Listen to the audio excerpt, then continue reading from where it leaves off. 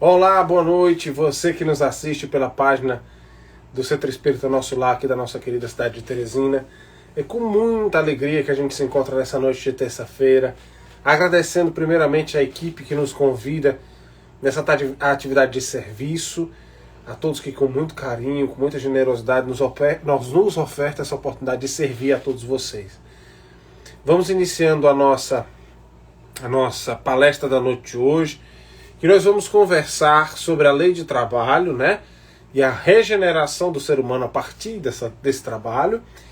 E vamos também fazer um lembrete. Você que está entrando agora, você seja bem-vindo, né? Em Libras. Mas é informar que hoje nossos queridos amigos, né? Que nos auxiliam sempre dos Mãos Amigas, do Grupo Espírita Mãos Amigas, que não vão poder estar conosco na noite de hoje, infelizmente, por questões técnicas, questões outras, não vão poder estar conosco hoje, infelizmente. Mas vamos tocando o nosso barco em frente para que eles também possam receber o nosso carinho, nossa gratidão, um grupo sempre muito parceiro de todas as atividades doutrinárias, de explanação aqui do Centro Espírita Nosso Lar. Vamos iniciando o nosso trabalho, como é habitual nosso, né? Não como um ritual, mas é de colocarmos todos os nossos trabalhos, como nos pede o Evangelho, nas mãos do Criador. Nós vamos nessa noite de hoje, essa noite de terça-feira, fazermos a nossa prece.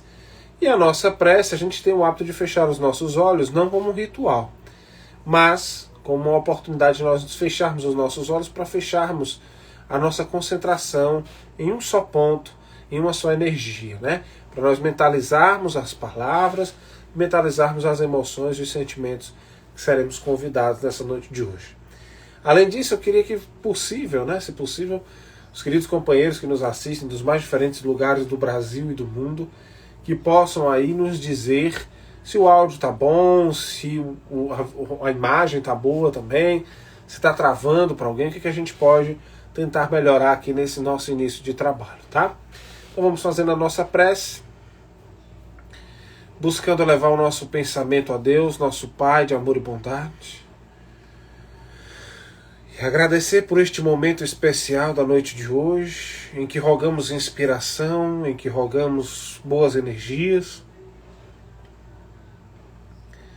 e a boa condução deste trabalho, para que nós possamos nesta noite de hoje trocarmos boas energias, as energias do Evangelho, com muita humildade, com muita simplicidade, onde esteja a vontade do Pai acima da nossa. Que os benfeitores espirituais possam nos permitir continuarmos esse trabalho amoroso e gentil realizado por esta Casa Espírita, e rogando para que todos os seus trabalhadores, frequentadores e todos os que nos assistem possam receber nosso carinho, afeto e as boas energias emanadas dos planos mais altos. Dá-nos a permissão, Senhor, para iniciarmos a atividade da noite de hoje e fica conosco, conduzindo todo este processo. Que assim seja, graças a Deus. Então, minha amiga Sueli está aí nos assistindo, um abraço a ela, parceira nossa de todas as atividades, especialmente aqui do Centro Espírita Nosso Lar, companheira sempre. Então, obrigado aí pelo feedback da imagem, do áudio, está toda ok, né? Nós vamos começar a nossa reflexão sobre o trabalho partindo, né, de um trecho do livro Nosso Lar, onde o André Luiz vai nos colocar, na verdade não é o André Luiz, né? É colocado para o André Luiz essa reflexão de que nosso lar não à toa, né? Nós iniciamos aqui com o Centro Espírita, nosso lar não é a estância de espíritos propriamente vitoriosos, se conferirmos ao termo razoável, a sua razoável acepção. Somos felizes porque temos trabalho, e a alegria habita cada canto da colônia, porque o Senhor não nos retirou o pão abençoado do serviço. Nós iniciamos com essa fala porque nós precisamos começar a mudar uma concepção maravilhosa, ou uma concepção dolorosa que nós temos sobre o trabalho. E irmos para essa compreensão maravilhosa que o livro Nosso Lar, que o André Luiz nos traz sobre o trabalho. E que concepção é essa? De que o trabalho é uma porta para a alegria. De que o trabalho é uma porta para a libertação. Parece até contrassenso, né? Essa frase, né, o trabalho liberta, esteve nas portas, né, dos campos de concentração na Alemanha nazista. Infelizmente, ela esteve na porta de locais de tanta dor e sofrimento para muitos espíritos encarnados na Terra. Mas o trabalho, ele não é algo suplicioso. Porque quando você coloca essa frase de que o trabalho liberta, né, Arbeit macht frei, quando colocamos essa compreensão e observamos o que está lá dentro, como é um campo de concentração, por exemplo, nós percebemos que lá ele não está libertando propriamente, né? Ele está libertando apenas para os olhos do opressor, no sentido de que o opressor coloca aquele indivíduo sob o seu jugo, sob a sua vontade, e traz a vivência de que o trabalho é doloroso, é um martírio, é uma dificuldade. Inclusive aqui no Brasil nós temos uma alusão também dolorosa. Não temos a experiência sofrida, cansada, machucada de maneira intensiva, de uma vez só, como na Segunda Guerra Mundial, mas temos uma dolorosa espaçada durante muito tempo, né? As pessoas que foram escravizadas no Brasil sofreram bastante. E nós tivemos uma falsa concepção de que o trabalho era algo subjugado, é algo de segundo plano, é algo inferior, é uma condição, né, de inferior, uma condição incapacitante às vezes. Tanto é que muitos de nós trazemos aí no imaginário coletivo, e o brasileiro traz essa compreensão de que quer ganhar na Mega Sena, de que quer ganhar o dinheiro fácil, e muitas vezes não quer ser, né, aquele que trabalha, mas é o que manda, a superioridade, uma concepção de casa grande, né? Como se nós quiséssemos ser da casa grande, esquecendo que nós muitas vezes somos frutos e filhos, né, das histórias das senzalas. Essa compreensão dolorosa do trabalho é exatamente porque nós aqui encarnados trazemos uma reflexão sobre o trabalho do ponto de vista estritamente material, estritamente cansativo, desgastante do ponto de vista físico. E nós precisamos transpor essa compreensão de trabalho, porque os espíritos, né, de maneira muito salutar, lá no Livro dos Espíritos, vão nos colocar que trabalho é toda ocupação útil. Ou seja, não é só o que se carrega mais forte, não é o que demora mais tempo, não é o que é mais inteligente, não. Todo trabalho é o que você pode fazer de útil. Há uma passagem muito interessante no capítulo 13 do Evangelho segundo o Espiritismo, não sabe a vossa mão direita o que dá a vossa mão esquerda, no item 4 dos infortúnios ocultos, em que um pai está impossibilitado de trabalhar e a família passa a ser assistida por uma mulher distinta. E a gente fala mãe porque na história do Infortúnios Ocultos ela vai fazer-se acompanhar da filha. E a filha quer ajudar, né? A filha quer fazer alguma coisa. E ali ela aprende uma lição muito importante da relevância do trabalho para além do aspecto físico. Porque a mãe vai dizer assim, minha filha, o que você pode dar de você mesma? O que você pode fazer você mesma para mudar, para auxiliar essas famílias? Porque se eu te der alguma coisa, qual é o mérito que você terá? Olha só a primeira lição sobre o mérito. Que mérito você terá? Aí a menina responde, mas eu posso dar cuidados. Aí ela diz, dar cuidados é dar alguma coisa, então dará de ti mesmo, aí terás o mérito. Perceba que é a necessidade de fazer que a criança veja que não é só a roupa, não é só o dinheiro, não é só o pão que significa trabalho. Não é só isso que significa o bem, o retorno, a ocupação útil de se fazer presente, de fazer auxiliar, de fazer amparar, de cuidar do seu semelhante, faz com que aquela menina esteja trabalhando, para que ela possa entender que de toda ação útil precisa resultar um mérito. Por que nós precisamos desse mérito? Por que esse mérito é relevante? Porque é o seguinte, vamos voltar para a mensagem do livro Nosso Lar. Porque esse mérito vai nos trazer uma compreensão do que é felicidade. Porque nós vamos estar sendo úteis ao nosso semelhante. Nós vamos estar sendo úteis ao mundo. Nós vamos estar sendo úteis para os que precisam. E isso é, sim, felicidade. Porque a felicidade, ela só é felicidade quando ela pode ser compartilhada. Quando ela não pode ser compartilhada, mas ela é compartilhada só com minha mãe, com meu pai, com meus amigos, ela tem que ser compartilhada com todo mundo. Quando ela não pode ser compartilhada, ela não é felicidade. Você ficou ali apenas em êxtase momentâneo. Mas não é felicidade, porque a felicidade é duradoura. Ela não vai embora. E por que que nosso lar possui pessoas felizes? Por que que a alegria reina em todos os cantos da cidade de nosso lar, como nos narra o querido André Luiz no livro Nosso Lar? Porque Deus não retira o pão abençoado do serviço. Em todos os recantos da cidade há a possibilidade de ser útil. Há a possibilidade de se fazer algo pelo bem de alguém ou de alguma coletividade. Então todos nós aqui encarnados temos a possibilidade a todo momento de sermos úteis para os nossos e para o mundo. Então nós não podemos mais cair na esparrela ou cair na falsa crença de que o trabalho precisa ser aquele que demora demais, que eu preciso fazer para os outros verem que eu estou trabalhando, que você precisa ser fatigante e cansativo. Não. Todo trabalho, toda ação útil é um trabalho. Uma prece pelo nosso semelhante. Nós podemos levar um pão para dividir o pão com o nosso próximo. Auxiliar o dia daqueles que estão conosco, partilhando a jornada em nossos lares. De alguma forma, fazer um mimo, fazer uma alegria, compreender que a jornada de todos é difícil, é cansativa. Vejamos que aqui nós precisamos, diferentemente dos animais, trabalharmos para obtermos o mínimo para a nossa sobreexistência.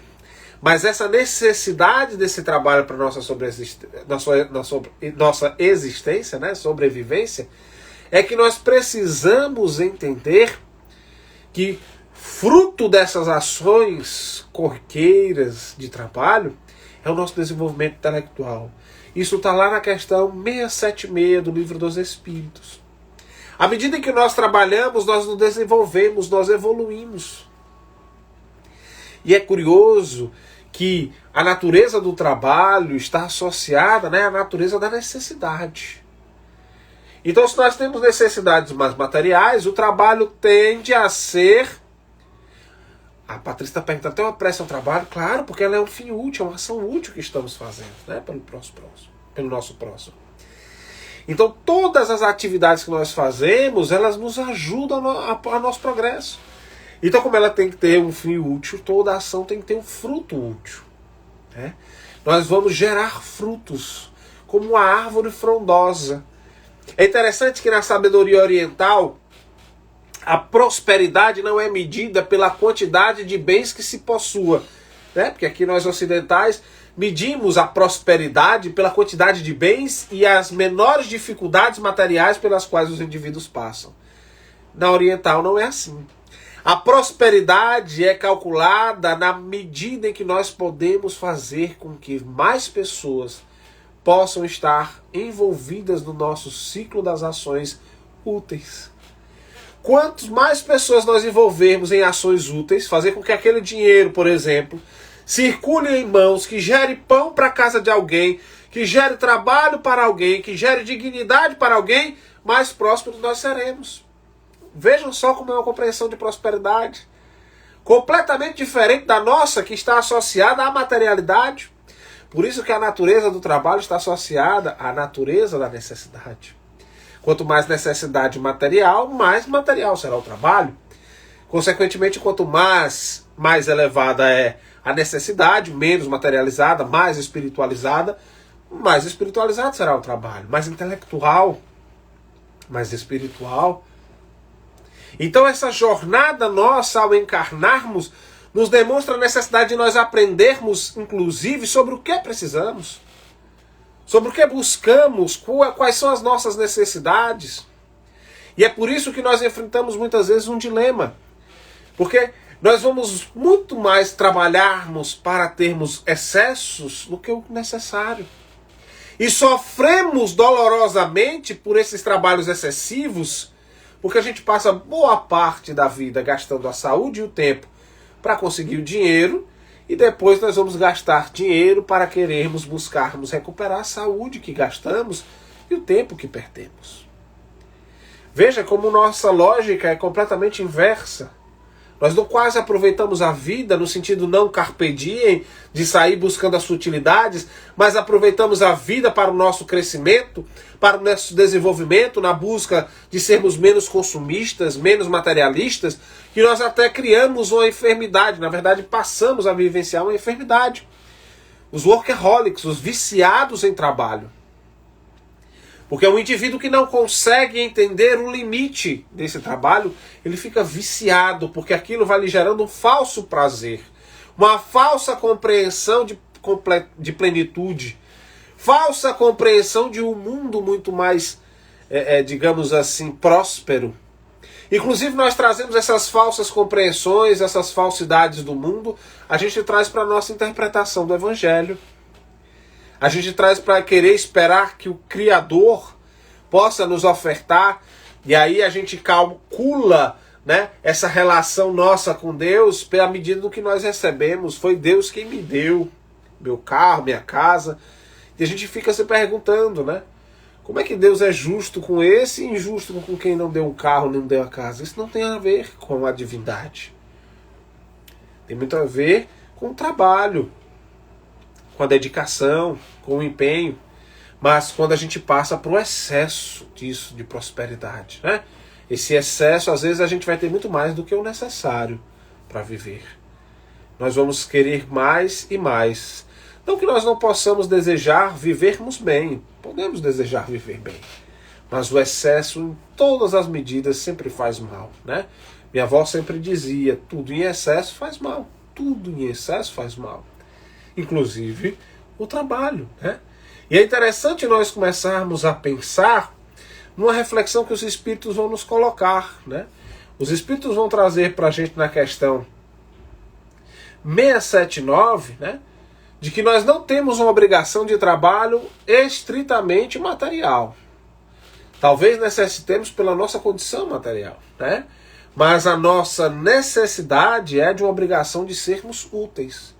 E aqui vale nós começarmos a pensar, porque a pergunta que Kardec faz é sobre as pessoas que têm muito dinheiro. E as pessoas que têm muito dinheiro, elas precisam igualmente do trabalho material? E os Espíritos respondem que não. Porque o grande objetivo nosso é buscarmos ter ocupações úteis.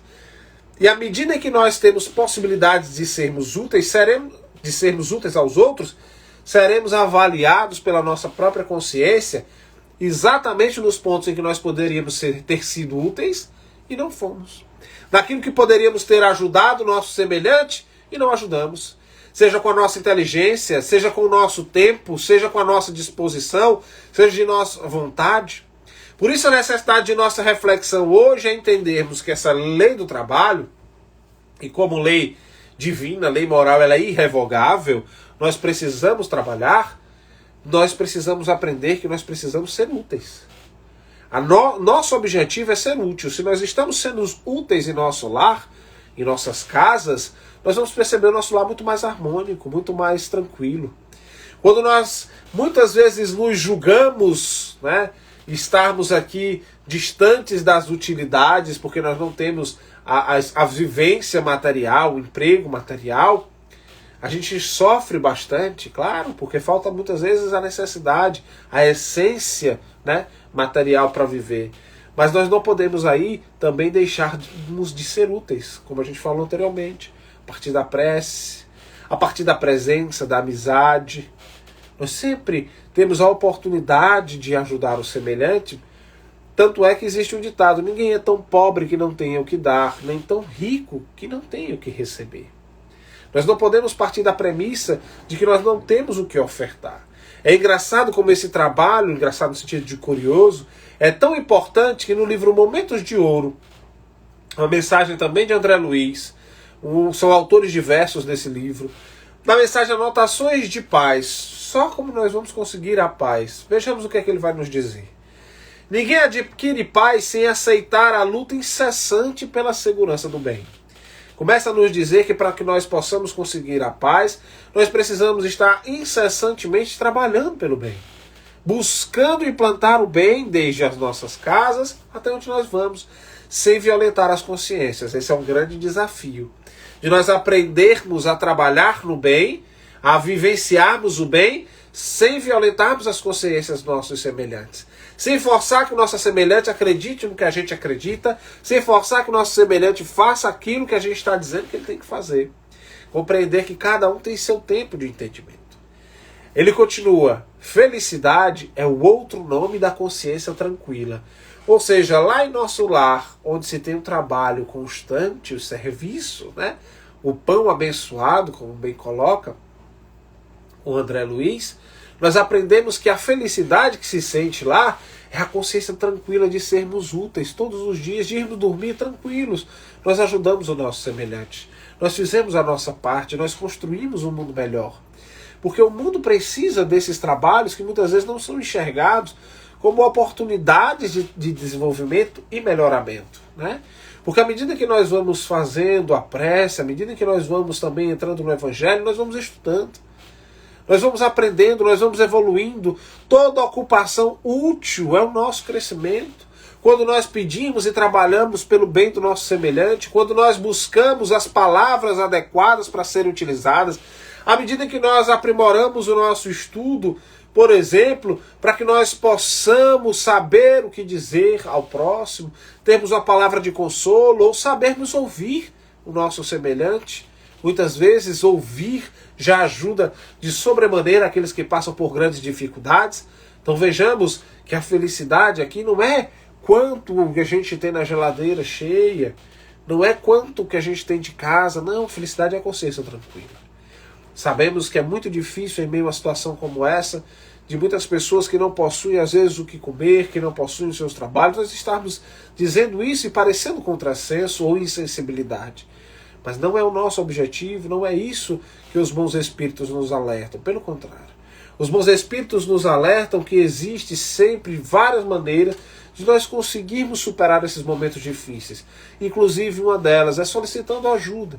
E não há ninguém na face da terra que estará desamparado.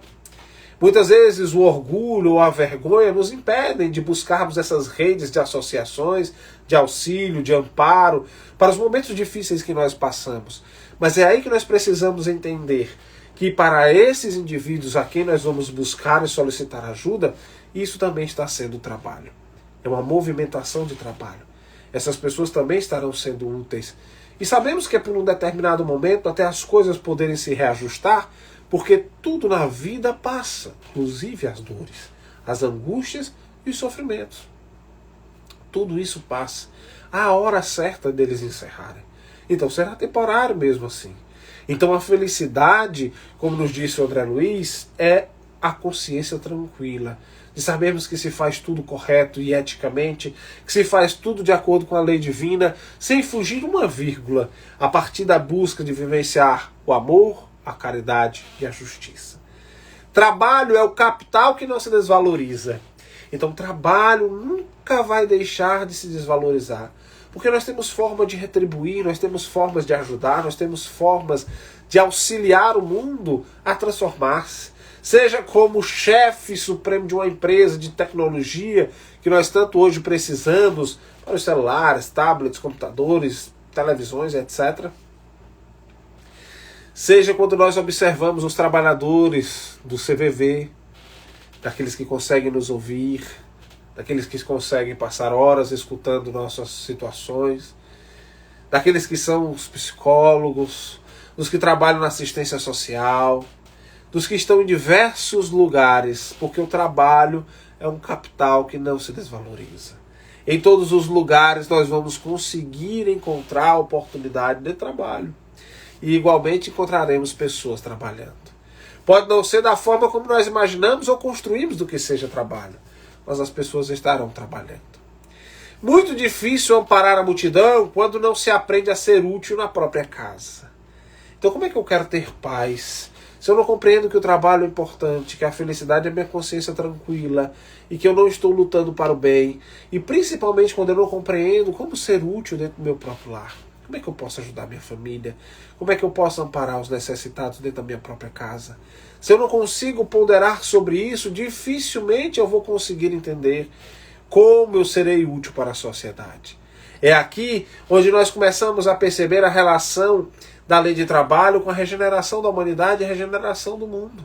Porque o indivíduo, quando ele vai buscar ser útil, ele vai começar a avaliar-se. Será que minhas ações estão condizentes com o Evangelho? Será que as minhas ações de fato foram úteis para o meu semelhante? Será que eu ajudei alguém hoje a estar bem? Será quantos sorrisos eu consegui despertar? Quanta esperança a partir das minhas ações surgiram? Quantas pessoas mais felizes, mais esperançosas, mais alegres estão depois de se encontrarem comigo? Então nós começamos a perceber aqui que é um processo de transformação. Nós vamos fazer a nossa reforma íntima, perceber o nosso tom de fala, vamos perceber as palavras que utilizamos, vamos perceber os sentimentos que vivem em nossos corações e em nossas mentes, e vamos começar a podar, a nos organizar a nossa casa mental, nossa casa afetiva, e nós vamos começando a transformar o mundo aos pouquinhos, porque a mudança do mundo não é da noite para o dia, e percebam que aqui o convite é sempre de começar pela casa. Aquela ação útil, aquela ação necessária, aquela ação importante, que nós não possamos desprezar nenhum dos ambientes, nenhuma das pessoas que estão conosco. Né? Quem não perdoa carrega peso desnecessário. Então aqui é importante nós começarmos a lembrar que não tem como a gente ser útil se a gente não consegue perdoar, se a gente não consegue desapegar. Não tem como sermos úteis, trabalhadores do bem, buscarmos implantar o bem, se nós não vivenciamos a caridade como entendia Jesus, e está lá no Livro dos Espíritos.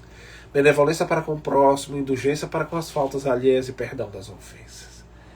Estudo é a aquisição de responsabilidade. À medida que nós começamos a estudar a doutrina espírita, qualquer coisa que seja nas nossas vidas, fazer um bolo, como é que eu começo a estudar para saber o ponto certo do bolo, que tipo de ingredientes posso utilizar, de que maneira posso ter meus bolos melhores, de que maneira eu posso fazer o melhor sabor, tudo isso, desde fazer um bolo até administrar uma grande empresa, passando pelas experiências de vivências religiosas, todo estudo é aquisição de responsabilidade.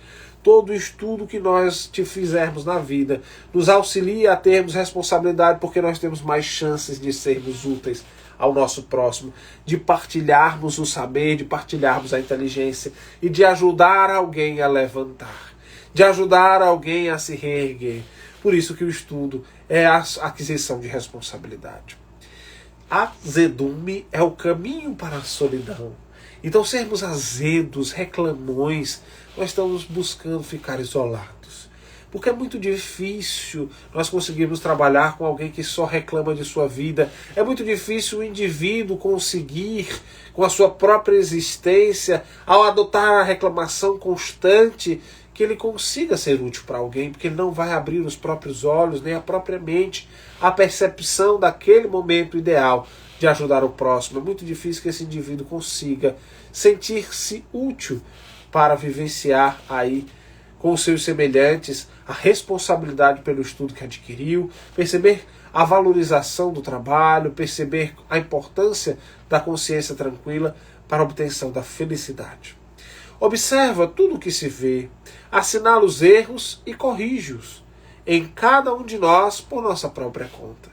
Então, à medida que nós vamos trabalhando, à medida que nós vamos estudando, à medida que nós vamos nos aperfeiçoando, nós vamos começando a perceber os erros em nós mesmos, nós começamos a perceber as nossas limitações e vamos igualmente iniciando um processo de correção, de corrigenda. Todos nós vamos começando a caminhar no sentido de estarmos juntos, né? Como aquela música maravilhosa do grupo Acorde, lá nos fala, um dia todos nós seremos anjos. Rebuscando essa angelitude a partir dessa reforma íntima, desse trabalho constante. E admitir que é muito difícil lidar com os outros. E de fato, É muito difícil lidar com o ser humano porque nós não vamos conseguir agradar todos eles. Nós não vamos conseguir agradar a todos. E o nosso objetivo não é agradar. O nosso objetivo é servir. Não necessariamente nós tenhamos que fazer o que o outro quer, ou necessariamente que ele acha que possa ser o melhor. Por isso a necessidade do trabalho, do estudo, para que nós possamos perceber continuamente que às vezes nós não sabemos nem o que nós pedimos, porque nós pedimos coisas que talvez nós não tenhamos a capacidade de carregar, né? E ele diz, mas cultivar a obrigação de auxiliar sempre o semelhante, quando nos seja possível, sem nunca nos afastar do próximo, e reconhecer que sem os outros nenhum de nós seguirá para frente. Aqui a lei de trabalho está associada a uma outra lei moral importantíssima, a lei de sociedade. Nós precisamos da sociedade, da vivência social para o nosso progresso. Aqui muitas vezes eu gosto de fazer essa analogia, né? Não tem como o indivíduo fazer como se faz lá na escola de dizer assim, professora, eu hoje não quero fazer o trabalho com os fulanos, ele só quer botar o nome no trabalho, ele não faz nada. Eu quero fazer sozinho. Na vida, no desenvolvimento espiritual, não existe essa de querermos fazer sozinho. É impossível fazermos qualquer coisa que seja sem estarmos em grupo, ou que possamos experimentar a nosso aprendizado na coletividade. Nós precisamos pôr em prática. Aqui não é só dizer que sabe, não há uma prova no plano espiritual para a gente poder passar na prova. Não tem um Enem espiritual, não. A prova é a própria convivência, é o trabalho com o semelhante, é observar o quanto nós estamos nos modificando. E vejam, há uma passagem belíssima no livro Caminho, Verdade e Vida, intitulada Madalena. E lá nessa passagem o Emmanuel coloca responde uma das maiores dúvidas do cristianismo, de por que Jesus aparece primeiro para Madalena e não para sua mãe ou para os apóstolos. Todo mundo ficava nessa dúvida, por que aparece primeiro para ela? Não aparece para os outros? E o Emmanuel nos responde no final, no último parágrafo dessa mensagem, Madalena. Ele vai dizer o seguinte, de todos aqueles que seguiram Jesus, ela foi a que mais modificou de si mesma, né? Ele utiliza o termo até violentou-se, foi a que mais modificou de si mesma, transformou-se por amor a Jesus. Então como é que nós conhecemos essa lei? Como é que nós conhecemos o que é bom? Como conhecemos o que nos orienta? Que precisamos ser úteis e nós não nos procuramos melhorar, não procuramos servir, não procuramos estar junto do próximo, nós precisamos do nosso semelhante. Nós não podemos viver sozinho. Então o trabalho, acima de tudo, é também uma amostra de que o indivíduo consegue ser humilde, onde ele consegue colocar as suas ações, seus fins úteis, para avaliação do próximo, para ver se o próximo de fato está recebendo aquilo de maneira positiva. Nós muitas vezes temos dificuldades com a aprovação, ou muitas vezes esperamos, quando alcançamos os trabalhos de caridade, projetarmos ali as nossas felicidades, porque a gente tem vidas cheias de frustrações. Quem de nós não tem frustrações? Mas o trabalho na caridade, ele não é para que nós recebamos aplausos. O trabalho da caridade ele tem que ser anônimo e silencioso. Ele tem que ser um trabalho que faça com que o mundo seja mundo melhor, sem necessariamente nós sairmos gritando pelas trombetas ou anunciando. É claro que ele precisa ser ali mostrado no sentido de cativar as pessoas. Mas para cativar a gente não precisa do aplauso, mas a gente precisa um do outro. É interessante como essa necessidade do trabalho do útil, da utilidade, também tem um outro ponto, né? Fui professor de Direito de alguns alunos da disciplina de Antropologia Jurídica, né? E eles fizeram um trabalho, esses meus alunos, de estudar pessoas que viviam em condições de rua, né? Em situação de rua, aqui em Teresina. E o interessante é que muitas dessas pessoas que eles conseguiram entrevistar, salvo engano foram as 10 pessoas, esses alunos conseguiram trazer que muitas delas não queriam nem a comida, nem a roupa que lhes era ofertada. Eles queriam alguém para poder parar, para ouvir o que eles tinham para dizer. Porque roupa e comida eles conseguiam nas casas, conseguiam nas lojas, conseguiam nos lugares. Então o fim útil que seria ideal para aqueles irmãos que ali estavam em situação de rua, era que alguém pudesse fazer a caridade de parar para ouvir. Vejamos como um simples sentar para ouvir o semelhante já ajuda a transformar o mundo e fazer do mundo um lugar melhor, fazer do mundo um lugar mais acolhedor, fazer do mundo um lugar mais próximo. Mas aí, até mesmo para a caridade, para as ações, há um limite. Há um limite para esse trabalho, né? Mas é o repouso, é o momento que nós aqui no corpo físico precisamos descansar. Nós precisamos entender que a nossa máquina, ela é perecível, ela tem data de validade. Então nós precisamos cuidar dessa máquina para que ela possa chegar nessa data de validade.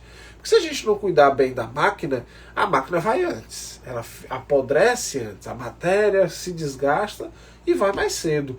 Então nós precisamos entender que o limite do nosso trabalho é sempre a necessidade do nosso repouso. Não confundir com a preguiça, né? A preguiça é o excesso é o excesso do repouso e pouco trabalho. O workaholic, o vício do trabalho, já é o contrário, é a ausência de repouso e o excesso de trabalho. Todos os extremos fazem muito mal. Então nós precisamos entender que o repouso vem na necessidade que nós temos de colocarmos o nosso corpo para descansar, para que estejamos prontos, até mesmo para a nossa saúde mental, até mesmo para a capacidade de ouvir, de ter a observação ideal para o momento, ter a clareza psíquica para percebermos as ações que podemos fazer que são construtivas, positivas, que ajudem a desenvolver cada vez mais o mundo em que vivemos. E aí nós precisamos entender uma coisa muito interessante que os Espíritos nos colocam, né? Na questão 685, que ele diz o seguinte, né? Não na 685 não. Ele vai trazer para a gente na questão...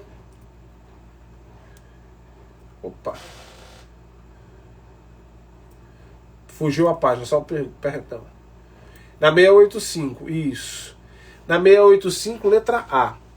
Mas, quando ele faz a pergunta para o idoso, por exemplo, chega um momento que o idoso ou que alguém não consegue trabalhar, não tem mais forças para trabalhar, o que a gente deve fazer? E aí os espíritos respondem com uma frase muito bonita. O forte deve trabalhar para o fraco. Não tendo este família, ou seja, se existem pessoas na nossa sociedade que não têm família, a sociedade deve fazer às vezes desta, ou seja, a sociedade, nós temos que assumir como se fôssemos a família daquele semelhante. Junto aos órfãos, né, as crianças e adolescentes que não possuem seus pais ou familiares que lhes possam levar a educação, levar a saúde, nós temos que ter o papel, né, de fazer isso. E por que ele diz? Ele termina dizendo assim, porque isso é a lei da caridade. Então nós precisamos ampliar nossa compreensão de família. Não é o trabalho fim útil só para os meus, para os que eu amo, para os meus amigos, não. É um fim útil exatamente para o que nós desconhecemos, é um fim útil exatamente para aqueles que nós sabemos que passam dificuldades, para os que estão nos presídios, para as famílias daqueles que estão nos presídios, para os que muitas vezes estão passando por dificuldade nas ruas, para os que enfrentam enfermidade nos hospitais, de sabermos visitar, de sabermos vestir, de sabermos estar junto, de sabermos orar por cada um desses irmãos. Então o trabalho nos permite compreendermos e ampliarmos a nossa relação de família, para que nós possamos ver a família muito mais abrangente do que simplesmente aquela família consanguínea, aquela que nasceu do próprio ventre, de uma mesma origem. Somos toda uma família espiritual, nós não somos os corpos que nós aqui nos vestimos, nós somos espíritos que utilizam desses corpos para o aprendizado e para o desenvolvimento. Então que nós possamos sair na noite de hoje com a compreensão de que o trabalho sempre vai ser toda ação de fim útil, que possa resultar no melhoramento, no crescimento pessoal, intelectual e da nossa sociedade, tá bom? Agradecidos por este momento de hoje, por esta fala na noite de hoje, por este momento de reflexões sobre a lei divina, sobre o trabalho. E vamos aqui fechando os nossos olhos para a nossa prece de encerramento e mais uma vez agradecendo a casa que nos acolheu, que nos inspirou na noite de hoje, os seus trabalhadores. Então vamos elevar o nosso pensamento a Deus, nosso Pai de amor e bondade, agradecendo por este momento especial, agradecendo por essas energias salutares que nos envolvem, que nos inspiram, e rogando que Jesus possa abençoar todos os trabalhadores dessa casa, todos os que nos assistiram, nos acompanharam na noite de hoje, e que possamos estar juntos no trabalho do bem, buscando semear sempre a concórdia, a afabilidade, a doçura. E que Deus possa estar na condução de nossas vidas, de nossas caminhadas, colocando o que for melhor para o nosso aprendizado, para o nosso desenvolvimento. Dá-nos a humildade, Senhor, de aceitarmos essas condições e situações. E dá-nos também, Pai querido, a compreensão para que nós possamos, a partir dali, entendermos a nossa condição e irmos adiante com o Evangelho no coração. Dá-nos a permissão para encerrarmos a atividade da noite de hoje. Fica conosco, hoje e sempre. Que assim seja, graças a Deus. Obrigado mais uma vez pela oportunidade. Um grande abraço, uma boa noite e até a próxima.